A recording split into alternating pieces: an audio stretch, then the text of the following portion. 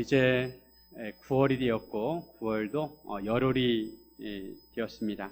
가을에 접어들게 되었습니다. 아침 저녁으로 시원한 바람이 불긴 하지만 여전히 낮에는 한여름처럼 덥습니다. 우리나라는 사계절이 뚜렷합니다. 봄, 여울, 여름, 가을, 겨울이 있습니다. 그래서 우리는 각 계절마다 그 계절이 어떤 계절인지 알고 있습니다. 그런데 칼로 물을 자르듯이 계절을 나눌 수는 없습니다. 어떤 때는 여름 같은 가을도 있고 또 어떤 때는 가을 같은 여름도 있습니다. 물론 절기가 있긴 하지만 그 절기가 꼭 맞는 것은 아니고 그날그날 다릅니다. 하지만 하루하루 다르더라도 우리는 계절의 큰 흐름을 알고 있습니다. 그러기에 가을이 온다는 것을 우리는 의심하지 않습니다. 마찬가지로 우리가 이 세상에 살면서 어떤 때는 천국처럼 평안함을 느끼고 감사가 충만할 때가 있는가 하면 어떤 때는 여러 가지 문제로 고통을 느끼고 힘든 나날을 보낼 때가 있습니다. 그때 상황이 다릅니다. 하지만 우리는 인간 역사의 큰 흐름을 알고 있어야 합니다. 인간의 역사는 예수님께서 이 땅에 성육신한 시점을 기준으로 그 전과 그 이후로 나누어집니다. 그리고 예수님께서 언젠가는 정확한 날짜는 알지 못하지만 다시 이 땅에 오실 텐데 이것을 재림이라고 합니다. 우리는 예수님의 초림과 재림 사이에 살고 있습니다. 그래서 우리는 하루하루 상황이 다르더라도 다시 오실 예수님을 기다리며 살아야 합니다. 우리는 날마다 생각합니다. 앞으로 어떻게 살아야 하는가? 우리가 어떻게 하면 더 잘 살 수 있을까 생각합니다. 사람들은 살아가는 방식이 다양합니다. 사람들이 추구하는 세계도 다양합니다. 사람들이 추구하는 세계는 사람들이 가지고 있는 가치관에 따라 달라집니다. 사람들은 각각 다른 세계관을 가지고 있습니다. 우리 예수를 믿는 성도로서 기독교적 세계관을 가지고 살아야 합니다. 기독교적 세계관이란 창조, 구속, 타락, 구속, 창조, 타락, 구속 이 세 가지로 나눌 수가 있는데 하나님께서 이 세상을 창조하셨다는 것과 인간이 죄를 지어서 타락하였다는 것과 예수님께서 이 세상을 구원하신다는 것입니다. 이런 관점으로 우리는 인간의 역사를 바라보아야 합니다. 우리는 이러한 기독교적 세계관을 가지고 세상을 바라보아야 합니다.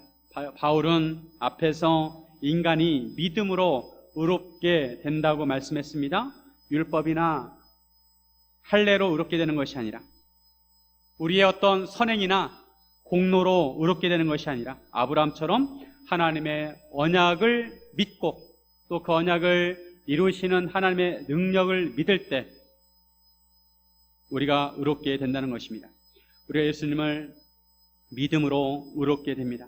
그러면 우리가 예수님을 믿음으로 의롭게 되었다면 우리에게 어떤 변화가 있는지 그리고 우리가 이제 의롭게 된 사람으로서 어떻게 살아야 하는지 함께 나누기를 원합니다. 첫째, 확신 있는 소망을 가져야 합니다. 우리 예수를 믿음으로 의롭게 되었다는 것은 대단한 사건입니다. 우리가 우리를 대신해서 십자가에 돌아가시고 3일 만에 부활하신 예수를 믿으면 하나님께서 우리를 의롭게 여기십니다. 이것을 칭의라고 합니다. 우리를 의인으로 여기신다는 것입니다. 우리의 신분이 바뀌었습니다. 그전에는 죄인이었는데 이제 의인이 되었습니다. 우리가 의인이 되므로 이제 우리는 확신 있는 소망을 가져야 합니다. 소망을 가져도 확신 없는 소망이 있습니다. 긴가민가합니다. 마음으로 바라기는 하지만 확실한 소망이 없는 소망이 있는가 하면 우리가 가지고 있는 소망은 예수님으로 인해서 확신 있는 소망이 되는 것입니다. 그러면 우리가 믿음으로 의롭게 여김을 받은 자로서 우리에게 어떤 변화가 생겼을까요? 우리는 하나님과 화평을 누리게 되었습니다. 1절에 보시면 그러므로 우리가 믿음으로 의롭다 하심을 받았으니 우리 주 예수 그리스도로 말미암아 하나님과 화평을 누리자. 우리가 예수님을 믿음으로 말미암아 의롭다 하심을 받았으니까 예수 그리스도로 말미암아 하나님과 화평을 누리자. 어떤 번역본에서는 하나님과 화평하게 되었다. 우리 예수님을 믿음으로 하나님과 화평하게 되었다. 우리가 어렵게 되었다는 것은 우리의 신분이 죄인에서 의인이 되었다는 것입니다. 그리고 하나님과의 관계가 원수 관계에서 아버지와 아들의 관계가 되었다는 것입니다. 하나님과 우리의 관계가 아버지와 자녀의 관계가 되었습니다. 하나님과 화평한 관계가 되었습니다. 이 모든 것이 예수 그리스도를 통해서 이루어졌습니다. 이처럼 우리가 의인이 되었으면 하나님과 화평을 누려야 합니다. 예수를 믿으면 나타나는 현상 중에 하나가 우리 마음이 평안하다는 것입니다. 예수 믿기 전에는 불안 증세가 있습니다. 사람들은 불안 가운데 살아갑니다. 죽음에 대한 두려움은 기본이고 무엇이 조금만 잘못되어도 어떻게 될까봐 부들부들 떱니다. 그래서 부적을 가지고 다니는 사람도 있고 운세를 알기 위해서 점을 보는 사람도 있고 무당을 찾아가서 구슬하는 사람도 있습니다. 그렇다고 불안과 두려움이 사라지는 것은 아닙니다. 귀신을 섬기는 무당도 두려움에 사로잡혀 있습니다. 무당이었다가 예수 믿는 사람들의 간증을 들어보면 부정이 탈까봐 두려워한다는 것입니다. 귀신으로부터 해코지를 당할까봐 평안한 날이 없다는 것입니다. 그런데 예수님을 믿고 나니까 그처럼 마음이 평안할 수 없다는 것입니다. 왜 그럴까요? 예수를 믿기 전에는 항상 넘을 수 없는 죽음의 문제를 대면하고 있고 죄의 문제를 대면해야 합니다. 하지만 우리가 예수를 믿을 때 죄의 문제와 죽음의 문제가 해결되는 것입니다. 우리의 죄는 우리가 예수를 믿을 때 용서를 받게 됩니다. 우리의 죄가 예수님의 십자가와 함께 못 박혔기 때문입니다. 그리고 우리가 예수님을 믿을 때 우리도 예수님처럼 장차 부활하게 될 것입니다. 인생에 있어서 가장 큰 문제인 죽음의 문제와 죄의 문제가 해결되었기 때문에 마음에 평안이 임하게 되는 것입니다. 그리고 예수 믿기 전에는 하나님께서 너무도 무서운 심판자이시지만 예수 믿은 후에는 하나님께서 우리 아버지가 되십니다. 아버지와 아들로서, 아버지와 딸로서 하나님과 화평을 누리게 됩니다. 이 세상에서 하나님보다 높은 존재는 없습니다. 하나님은 유일하신 분이시고 모든 것을 주관하시는 분이십니다. 그러기에 우리가 하나님과 화평한 관계를 유지하고 있으면 아무도 우리를 넘볼 수가 없습니다. 우리 앞날이 보장되는 것입니다. 그래서 우리 마음에 평안이 밀려오는 것입니다. 이때 우리가 느끼는 감정이 기쁨입니다. 기쁨. 우리 마음이 평안하고 평안함 속에 우리는 기쁨을 누릴 수가 있습니다. 우리 예수를 믿고 하나님과 화평한 관계가 되면 하나님께 우리에게 기쁨을 주십니다.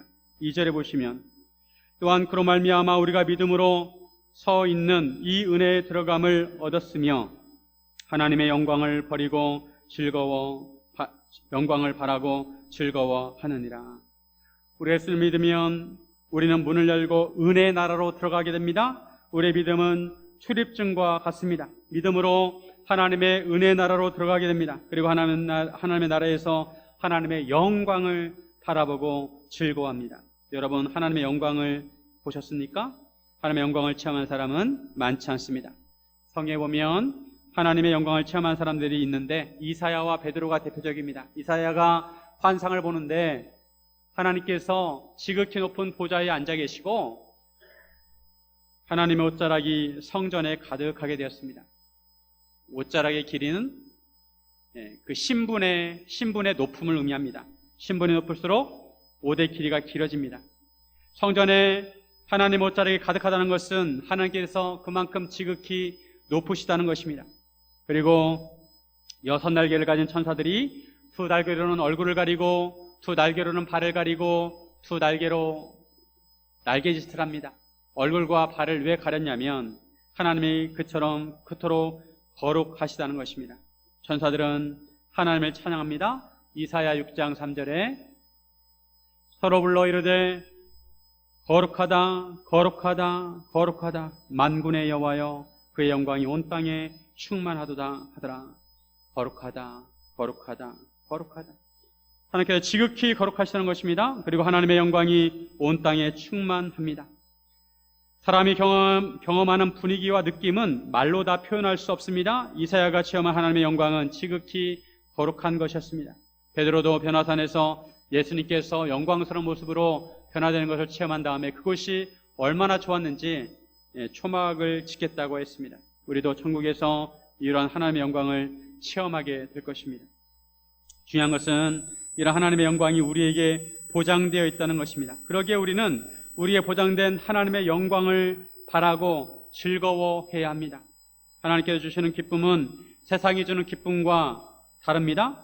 사람들이 좋은 일을 경험하면 뇌에서 도파민이 나온다고 합니다. 그래서 기분이 좋아진다고 합니다. 흔히 돈을 받을 때 사람들은 기분이 좋아진다고 합니다. 그래서 돈을 받을 때 짓는 미소를 요즘 청년들은 자본주의 미소라고 합니다.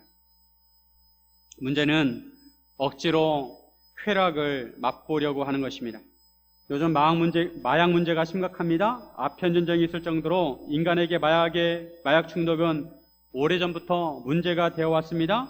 남미의 나라들은 마약 카르텔이 심합니다. 얼마 전에 에콰도르에서 대선이 있었는데 대선 후보 중에 한 사람이 내가 대통령이 된다면 마약을 뿌리 뽑겠다고 했습니다. 그런데 바로 갱단의 공격을 받아서 총을 맞고 사망하게 되었습니다. 우리나라는 그래도 마약으로부터 청정지역이라고 할 수 있었지만 최근에 학생들도 너무도 손쉽게 마약을 구할 수 있다고 합니다. 클럽에서도 마약을 하는 사람들을 쉽게 볼 수 있다고 합니다. 사람들이 마약을 하는 것은 일시적인 쾌락을 위해서입니다. 하지만 그런 쾌락은 고통이 따르게 되어 있습니다. 그리고 진정한 즐거움이 아닙니다.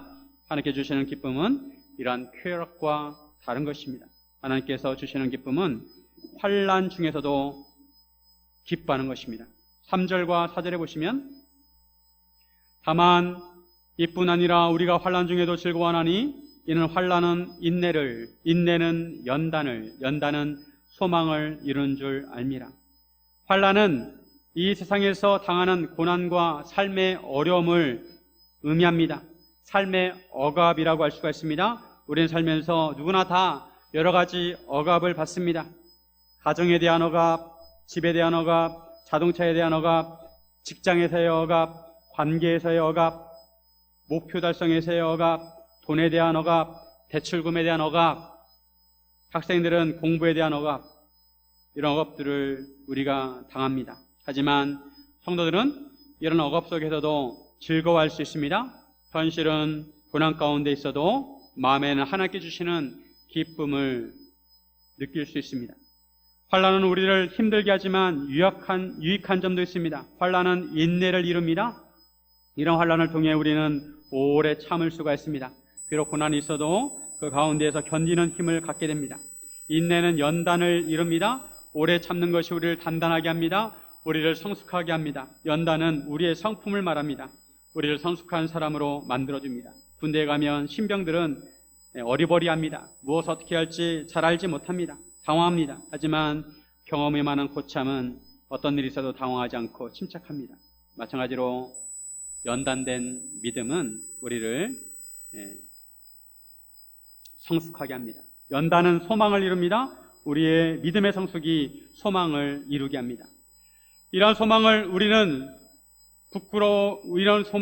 부끄럽게 하지 않습니다. 우리를 부끄럽게 하는 것은 실패입니다. 어떤 일을 할 때 우리는 기대가 있습니다. 이런 일을 하면 이렇게 될 거야. 그런데 우리가 하는 일이 다 우리의 기대대로 되지 않습니다. 우리의 기대가 빗나갈 때 우리는 부끄러움을 느낍니다. 어떤 사람이 유럽으로 출장을 가게 되었습니다. 낯선 나라에 가면 도움이 필요할 것 같아서 아는 사람으로부터 추천장을 받았습니다. 말도 잘 통하지 않는 나라에 가면 추천장은 큰 힘이 됩니다. 그런데 그 나라에 가서 막상 추천장을 내미니까 그 추천장을 써준 사람을 모른다는 것입니다. 그러면 얼마나 부끄럽겠습니까? 낭패를 당하게 됩니다. 그런데 우리가 예수님을 믿음으로 갖는 소망은 이렇게 실패할 일이 없다는 것입니다. 그래서 우리의 소망은 확실한 소망입니다. 우리가 하나님 나라에 대한 소망을 가질 때 확신 있는 소망을 가져야 합니다. 왜냐하면 예수님께서 보증해 주시기 때문입니다. 우리 예수를 믿음으로 하나님과 화평하게 되었습니다. 그래서 우리는 하나님 나라에서 영광을 누리게 될 것입니다. 이것은 확실한 소망입니다. 사랑하는 여러분, 확신 있는 소망을 가지시기를 주님의 이름으로 축원드립니다. 둘째, 한없는 하나님의 사랑을 알아야 합니다. 우리가 예수님을 믿을 때 우리가 알게 되는 것은 우리를 향하신 하나님의 사랑이 지극하다는 것입니다. 우리가 예수님을 믿기 전에는 하나님은 나와 상관없는 분이시고 저 멀리 계신 분이시고 두려운 분으로 생각했었지만 예수 믿고 나서 깨닫는 것은 하나님께서 우리를 지극히 사랑하신다는 것입니다. 그 사랑이 너무도 크다는 것입니다. 우리는 이런 하나님의 지극한 사랑을 알아야 합니다. 5절에 보시면 소망이 우리를 부끄럽게 하지 아니함은 우리에게 주신 성령으로 말미암아 하나님의 사랑이 우리 마음에 부은 바 됨이니. 하나님의 사랑이 우리 마음에 부은 바 됨이니. 예수님을 믿고 나서 일어나는 변화 중에 하나가 하나님의 사랑이 우리 마음에 밀려온다는 것입니다. 그전에는 몰랐는데 아주 오래전부터 하나님께서 나를 지켜보고 계셨고 나를 지극히 사랑하신다는 것입니다. 이러한 하나님의 사랑은 성령님을 통해 알게 됩니다. 하나님의 크신 사랑을 맛보게 됩니다. 아기 개구리가 냇가에서 황소를 보았습니다. 황소가 얼마나 큰지 입이 떡 벌어졌습니다. 그래서 이 아기 개구리가 엄마 개구리에게 황소를 봤다고 말합니다. 그러자 엄마 개구리가 자기 배를 볼록하게 하면서 황소가 이만하니? 그러니까 아기 개구리가 아니라고, 더 크다고. 그러니까 엄마 개구리가 다시 바람을 좀 더 넣어가지고 배를 볼록하게 한 다음에 이만하니? 그러니까 아기 개구리가 아니라고, 그보다 더 크다고. 그러니까 엄마 개구리가 이번에 최대한으로 배를 불룩 내밀어가지고 이만하니? 아기 개구리가 고개를 저으면서 아니라고, 더 크다고. 개구리 배로는 황소의 크기를 표현할 수 없습니다. 마찬가지로 우리는 크신 하나님을 다할 수 없습니다. 그리고 하나님의 사랑이 얼마나 큰지 다 헤아릴 수 없습니다. 우리는 지구도 제대로 알지 못합니다. 지구에서 바다는 아직도 미지의 세계입니다. 그런데 지구는 우주에서 먼지에 불과합니다. 하나님은 우주를 만드신 분이십니다. 하나님의 사랑은 우리의 생각보다 훨씬 크고 깊고 넓습니다. 하나님은 우리가 아직 연약할 때, 우리가 아직 죄인 되었을 때, 우리가 원수 되었을 때, 그때부터 우리를 사랑하셨습니다. 이것이 우리의 머리로는 이해할 수가 없습니다. 죄인과 원수를 대할 때 사람들은 삿대질을 하고 죽이려고 합니다. 죄인을 향해 돌을 던집니다. 눈을 흘깁니다. 그런데 예수님은 우리가 아직 연약할 때 경건하지 않은 자를 위해서 죽으셨습니다. 연약하다는 것은 무력하다는 것입니다. 우리는 우리 힘으로 자기 자신을 구원할 수 없습니다. 그리고 경건하지 않다는 것은 하나님으로부터 독립하겠다는 것입니다. 하나님을 계속 밀어냅니다. 하나님, 저한테 오지 마세요. 하나님의 간섭을 받기 싫어하고 하나님을 밀어내는 사람들이었습니다. 우리는. 이럴 때 예수님이 우리를 위해서 죽으셨다는 것입니다. 의인을 위하여 죽는 자가 쉽지 않고 선인을 위하여 용감하게 죽는 자가 혹 있지만 우리가 아직 죄인 되었을 때 예수님께서 우리를 위하여 죽으심으로 우리는 하나님의 사랑을 확증하셨습니다. 사형 선고를 받은 죄인을 위해서 예수님이 죽으신 것입니다. 사람 중에 어떤 사람은 까칠하고 차갑고 거칠고 악한 사람이 있습니다. 반면에 어떤 사람은 따뜻하고 부드럽고 선하고 사랑이 많은 사람이 있습니다. 사람들은 둘 중에 하나를 선택하라고 한다면 대부분 후자를 선택합니다. 이왕 죽으려면 차갑고 거칠고 악하고 까칠한 사람이 아니라 그래도 따뜻하고 부드럽고 선하고 사랑이 많은 사람을 위해서 죽는 것이 더 가치 있고 더 의로운 죽음이라고 생각합니다. 그렇지 않고 의인이 아니라 죄인을 위해 죽는 것은 가치없는 죽음이라고 생각합니다. 하지만 예수 그리스도는 우리가 아직 죄인 되었을 때, 가치없는 존재였을 때 우리를 위해서 죽으셨습니다. 예수님께서 우리를 의롭다 하시기 위해서 십자가에다 피를 흘리셨습니다. 이로 인해 우리가 하나님의 진노하심에서 구원을 받을 수 있었습니다. 하나님의 진노하심에서 구원을 받으려면 우리가 의롭게 여김을 받아야 합니다. 또한 예수님께서 화목제물로서 하나님과 우리를 화목하게 하셨습니다. 그리고 예수님께 부활하심으로 우리가 구원을 받은 것입니다. 우리가 아직 죄인 되었을 때 예수님께서 십자가를 통해 우리를 구원하여 주셨고 우리가 원수 되었을 때 예수님께서 화목하게 하셔서 우리가 하나님과 화목하게 되었습니다. 이처럼 우리가 원수 되었을 때 우리가 하나님과 화목하게 되었다면, 우리가 원수였을 때 하나님과 화목하게 되었다면 우리가 예수를 믿음으로 이제 화목한 상태가 되었는데 이 상태에서는 우리에게 구원이 더욱 확실하다는 것입니다. 그러므로 하나님 안에서 즐거워하라는 것입니다. 이것이 구원의 기쁨입니다. 사마리아 여인은 5번 결혼하였지만 실패했습니다. 지금은 6번째 남자와 살고 있습니다. 이런 일을 가진 여자를 사람들이 손가락질합니다. 소곤소곤댑니다. 사마리아 여인은 사람들의 시선을 피해서 우물에 갈 때도 사람들이 다 낮잠을 자는 시간, 가장 뜨거운 시간에 우물을 찾아갑니다. 그런데 예수님께서 이런 사마리아 여인을 찾아오십니다. 그리고 예수님은 경계심이 많은 사마리아 여인과 대화를 풀어나가시면서 그의 마음을 두드리십니다. 그리고 예수님께서 내가 그리스도라, 내가 메시아임을 알려주십니다. 예수 만난 사마리아 여인은 얼마나 기뻤는지 물동이를 버려두고 동네 가가지고 사람들에게 외쳤습니다. 와서 보라, 이는 그리스도가 아니냐. 사람들을 피해 다녔던 여인이 오히려 자신이 동네 사람들을 찾아다니면서 말을 걸었습니다. 내가 예수님을 만났다. 예수를 만난 기쁨이 너무 크기에 사마리아 여인은 자신의 이력은 아랑곳하지 않고 사람들에게 가서 예수님을 전했습니다. 구원의 기쁨을 맛본 사람은 사람들과 화목하게 되어 있습니다. 사마리아 여인의 증언으로 많은 사람들이 예수님을 믿게 되었습니다. 사마리아 여인은 사람들에게 인정받지 못하는 사람이었습니다. 하지만 예수를 만난 사마리아 여인은 사람들에게 예수님을 증언했습니다. 그 증언을 통해 많은 사람들이 예수님을 믿었습니다. 사마리아 여인은 화목하게 하는 자가 되었습니다. 화목하게 하는 자는 꼭 사람들로부터 인정받는 사람이 아니어도 됩니다. 예수님을 온전히 만난 사람이라면, 주님의 사랑을 경험한 사람이라면 화목하게 하는 자가 될 수가 있습니다. 증언을 통해서 사람들에게 하나님의 사랑을 전하고 하나님과 사람들을 화목하게 할 수가 있습니다. 여러분은 이처럼 하나님의 사랑을 느낀 적이 있습니까? 가슴이 뜨거워지면서 하나님이 나를 진정으로 사랑하시는구나, 이런 생각과 함께 하나님의 사랑이 우리 마음에 물밀듯 밀려오는 것을 느낀 적이 있습니까? 그 사랑을 다른 사람에게 전해 주시기를 바랍니다. 그 기쁨을 다른 사람과 함께 나누기를 바랍니다. 10월 29일 날 주일은 새생명 초청 주일입니다. 우리가 품은 태신자를 초대하는 날입니다. 태신자는 우리가 전도하고 싶은 사람을 마음에 품고 기도하는 대상입니다.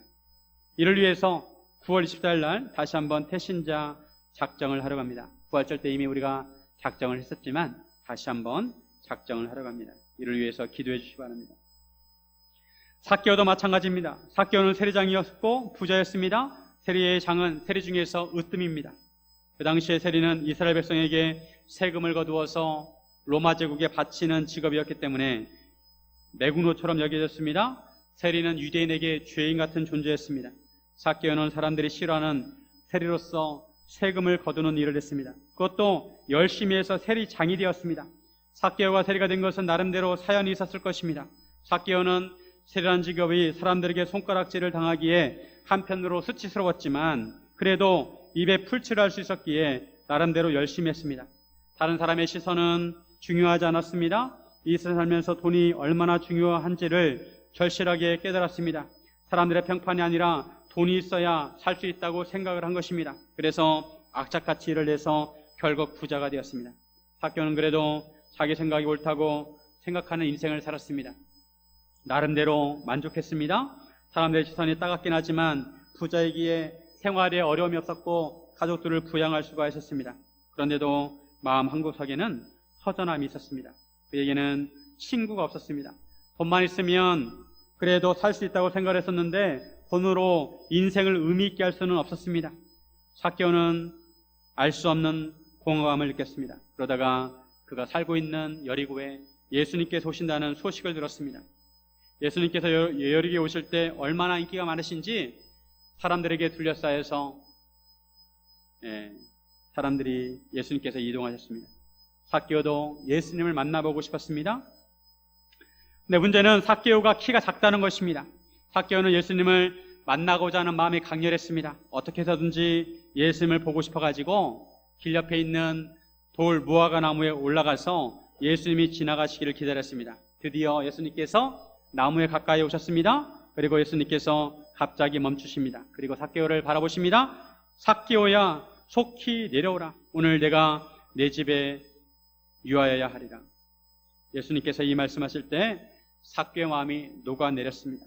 예수님께서 삭개오를 바라봐 주시는 것만으로도 감사한데 다른 사람들은 삭개오와 눈을 마주치지도 않으려고 하는데 예수님은 삭개오를 바라보시면서 삭개오에게 말을 걸어왔습니다. 그뿐 아니라 삭개오의 이름을 불러주셨습니다. 또한 그 집에 유하신다고 하십니다. 삭개오는 무언가 자신이 인정받는 기분이 들었고 자신의 이름을 불러주시는 예수님의 목소리에서 그분의 사랑을 느낄 수 있었습니다. 삭개오는 너무 기뻤습니다. 누가복음 19장 6절 급히 내려와 즐거워하며 영접하거늘. 삭개오의 모습을 상상해 보시기 바랍니다. 삭개오 움직임을 삭개오는 너무나 기뻐가지고 나무에서 후다닥 내려와서 즐거워하면서 어깨춤을 추면서 예수님을 자기 집으로 인도했습니다. 삭개오는 예수님을 만났고 예수님과 교제하게 되었습니다. 삭개오는 예수님을 모신 것이 너무도 기뻐서 그의 재산 중 절반은 가난한 자에게 나눠주고 또 자기가 억지로 빼앗은 물건이 있다면 그거의 4배를 갚아주겠다고 했습니다. 그러자 예수님께서 오늘 구원이 이 집에 이르렀다고 말씀하시고 삭개오도 아브라함의 자손이라고 하셨습니다. 유대인에게 아브라함의 자손이라고 하는 것은 그 사람이 의인이고 구원받은 사람이라는 의미입니다. 삭개오가 이런 말씀을 들었을 때 얼마나 기뻤을까요? 이것이 바로 구원의 기쁨입니다. 예수님께서는 잃어버린 자를 구원하러 이 땅에 오셨습니다. 예수님은 이처럼 사람들이 죄인이라고 말하는 사람들을 찾아다니셨습니다. 사마리아 여인을 찾아가셨고 삭개오를 찾아가셨습니다. 사마리아 여인과 삭개오가 예수를 만남으로 느낀 것은 주님의 사랑이었습니다. 그들은 예수를 만나고 나서 얼굴이 환해졌을 것입니다. 그리고 벅찬 가슴을 안고 잠자리에 들면서 예수를 만난 사건을 다시 한번 생각했을 것입니다. 예수님께서 왜 나를 찾아오셨나? 예수님께서 어떻게 나 같은 사람을 찾아오셨는가? 그것은 기적이고 은혜였습니다. 우리에게 이런 구원의 기쁨이 있어야 합니다. 이런 감격이 있어야 합니다. 예수님께서 왜 나를 찾아오셨나? 예수님께서 아무런 자격이 없는 나를 왜 사랑하시나? 우리는 예수님께 무한 감사를 올려드려야 합니다. 그리고 주님의 사랑을 체험한 사람은 이 사랑을 다른 사람에게 전해주어야 합니다. 지난번에도 말씀드렸지만 6월 달에 캄보디아 단기 선교를 다녀왔습니다. 김항철 선교사님께서 시크마 선교회를 만드셨습니다. 시크마는 히브리어로 돌 무화과 나무란 뜻입니다. 바로 오늘 본문을 가지고 은혜를 받아서 시크마 선교회를 만드셨다는 것입니다. 만약에 돌 무화과 나무가 없었으면 어떻게 되었을까? 돌 무화과 나무가 있었기에 삭개오가 예수님을 만날 수 있었다는 것입니다. 돌 무화과 나무처럼 누군가 예수님을 만날 수 있도록 해주는 사역을 해야겠다고 결심을 하셨다는 것입니다. 삭개오는 그 나무를 볼 때마다 아주 특별하게 여겼을 것입니다. 시크마는 시쿰에서 나온 단어인데 회복이란 뜻입니다. 회복. 사람들이 예수님의 사랑을 접할 때 그의 마음이 회복이 될 것이고 인생이 회복하게 될 것입니다. 요즘 너무도 많은 사람들이 절망하고 급기야 스스로 목숨을 끊고 있습니다. 너무 안타깝습니다. 얼마나 답답하고 힘들면 그렇게 했을까 생각할 수도 있지만 그래도 생명은 소중한 것입니다. 우리는 그런 사람들이 회복할 수 있도록 하나님의 사랑을 전해 주어야 하는 것입니다. 사랑하는 여러분, 하나님의 한없는 사랑을 전하시기를 주님의 이름으로 축원드립니다. 셋째, 은혜 나라를 사모해야 합니다. 사람들은 좋은 나라에 살기로 합니다. 석유가 많이 나는 나라는 땅만 파도 석유가 나오기 때문에 학생들도 등록금 없이 대학교를 다닐 수가 있습니다. 국가에서 다 대줍니다. 반면에 어떤 나라는 경제 위기에 빠져서 곧 망하게 되는 나라들이 있습니다. 사람들은 안정되고 평화롭고 잘 사는 나라에서 살고 싶어 합니다. 하지만 이 세상의 나라들은 전쟁과 위기로부터 완전히 안전하고 자유로운 나라는 없습니다. 하지만 예수님께서 세우신 하나님의 나라는 영원한 나라입니다. 예수님의 나라는 은혜의 나라입니다. 한 나라의 운명이 한 사람에 의해서 결정될 때가 있습니다. 우리나라가 일제에 넘어간 1910년 8월 29일 날 경술국치라고 합니다. 대한제국의 내각 총리 되신 이완용과 한국 통감인 데라우치 마사타케가 한일 합방 조약 조인서에 합의하고 도장을 찍었습니다. 이로 인해 우리나라 주권이 일제에 넘어가게 되었습니다. 제 할아버지 할머니도 그 당시에 사셨습니다. 그런데 우리 할머니 할아버지는 그 합의서에 동의하신 적이 없습니다. 그럼에도 이완용이 도장을 찍어서 우리나라가 일제에 넘어가게 되었습니다. 기가 막힌 일입니다. 단지 이완용이 도장을 찍었을 뿐인데 세상이 하루아침에 변하게 되었습니다. 우리나라 모든 사람들이 일본의 천황 밑에 있게 된 것입니다.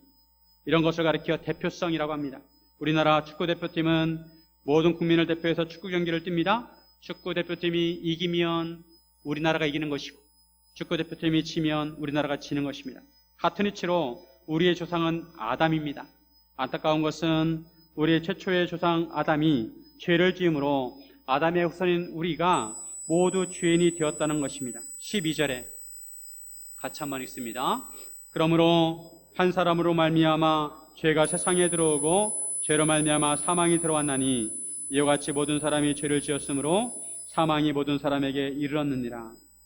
한 사람으로 말미암아 죄가 세상에 들어오게 되었고 죄로 말미암아 사망이 인간의 세계에 들어왔습니다. 이로 인해 모든 사람이 죄를 지었고 모든 사람이 사망에 이르게 되었습니다.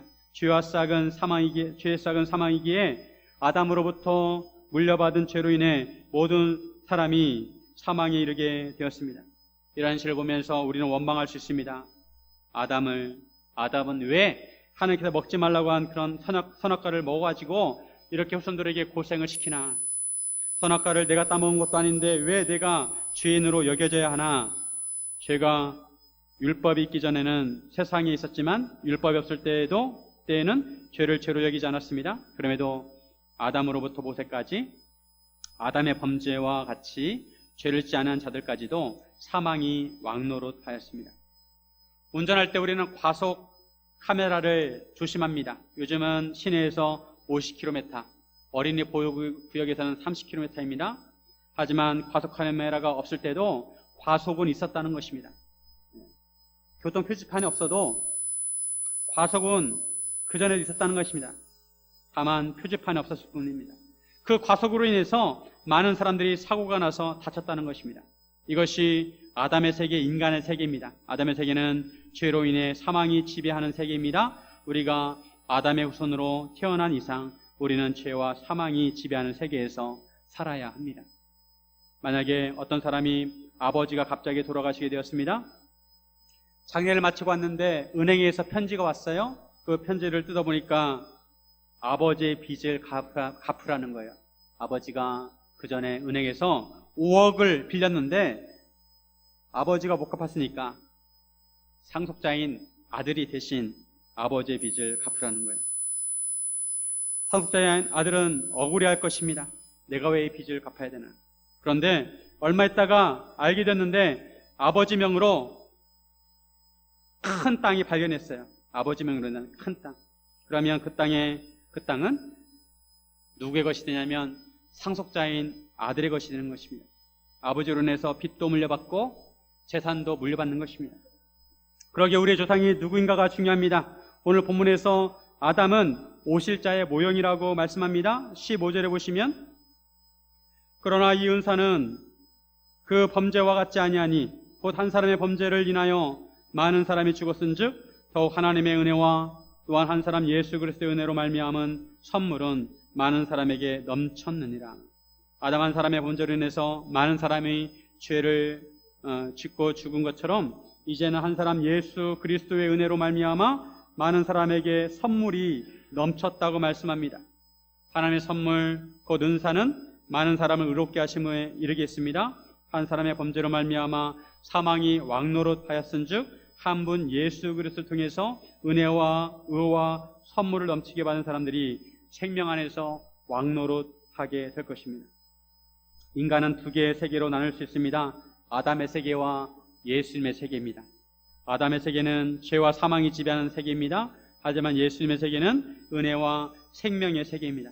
인간은 태어나면서 모두 아담의 나라에 속하게 됩니다. 하지만 예수님을 믿으면 사망의 나라에서 생명의 나라로 옮겨지게 됩니다. 한 사람의 범죄로 많은 사람이 정죄에 이른 것 같이 한 의로운 행위로 많은 사람이 의롭다 하심을 받아 생명에 이르게 되었습니다. 한 사람이 불순종하여 많은 사람이 죄인이 된 것 같이 한 사람이 순종하심으로 많은 사람이 의인이 되었습니다. 아담은 죽음을 초래하였고 예수님은 은혜를 끼쳤습니다. 아담으로 인해 모든 사람이 죄인으로 유죄 판결을 받았습니다. 하지만 예수를 믿는 사람들은 의롭게 되어 무죄 판결을 받게 됩니다. 이것이 예수를 믿음으로 의롭게 된 사람들의 세계입니다. 우리가 어떤 세계에 살아갈지는 우리가 결정해야 합니다. 아담의 세계는 우리가 원하지 않아도 그냥 주어집니다. 하지만 예수님의 세계에서 살려면 우리가 예수님을 진정으로 믿어야 합니다. 요즘 날씨가 더워서 에어컨을 켰다 껐다 합니다. 키면은 시원하고 켜놓다 보니까 너무 추워가지고 다시 끕니다. 에어컨을 또 끄면 또 덥고, 에어컨이 있는 방에 있다가 밖으로 나가면 더위 때문에 숨이 막힙니다.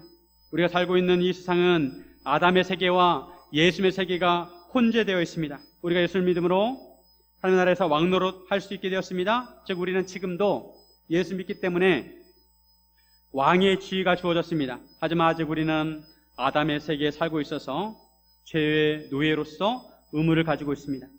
그래서 두 세계 사이에서 항상 영적 긴장감이 있습니다. 어떤 때는 온탕에 들어갔다가 어떤 때는 냉탕에 들어갑니다. 죄와 죽음도 맛보게 되고 은혜와 생명도 맛보게 됩니다. 이런 상황에서 우리는 예수님께서 만들어 놓으신 은혜의 나라를 사모해야 합니다. 은혜와 의와 생명과 영생의 나라를 사모해야 합니다. 언젠가는 그리스도의 계절이 오게 될 것입니다. 예수님께 다시 오심으로 그리스도의 온전한 계절이 오게 될 것입니다. 우리는 지금 살아가면서 여러 가지 미흡한 점과 부족한 점을 많이 발견하게 될 것입니다. 내가 예수를 믿는데도 왜 이렇게 삶이 힘들고 부족한 부분이 있는지 그런 아픔을 느끼기도 합니다. 하지만 그럴지라도 결국 그리스도 계절이 오는 것을 믿으시기를 바랍니다. 우리는 그리스도 계절이 오기를 소망하며 믿음으로 살아가야 합니다. 사랑하는 여러분, 예수님을 믿음으로 은혜 나라를 사모하시기를 주님의 이름으로 축원드립니다.